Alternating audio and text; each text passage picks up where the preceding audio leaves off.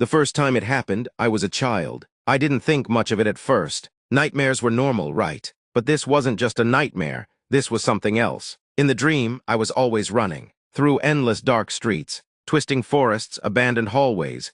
Never the same place, but always the same feeling. Something was behind me. I couldn't see it, couldn't hear its footsteps, but I felt it. It was like a weight pressing on my back, a cold breath down my neck, an instinct deep inside me screaming that if I slowed down, even for a second, it would catch me. And if it caught me, I never wanted to find out. But what scared me the most wasn't the chase. It was how hard it was to wake up, no matter how much I willed myself to open my eyes. I couldn't. It was like I was trapped, drowning in the dream, gasping for the surface but never breaking through. When I finally woke up, my body would be drenched in sweat, my heart hammering like I had truly been running for my life. And if I dared to fall back asleep, I would start right where I left off. At first, the dream would come every few months, then every few weeks.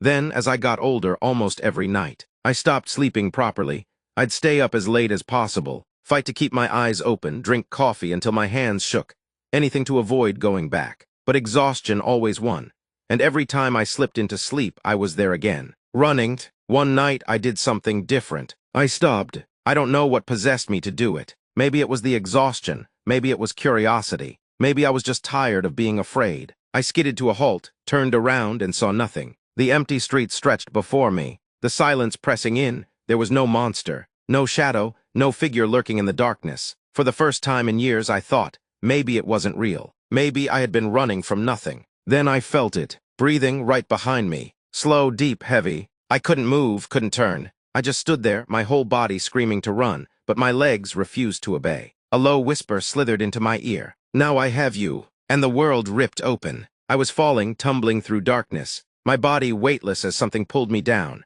Down, down. My skin burned, my mind shattered with fear. And just when I thought I would hit the bottom, I woke up, gasping, trembling, my sheets soaked in sweat. But something was wrong. My room wasn't my room. The bed was the same, the furniture, the posters, but the air was too still. The shadows were too deep. And the closet door, the one I always kept shut, was wide open. A whisper echoed from inside. "Go back to sleep."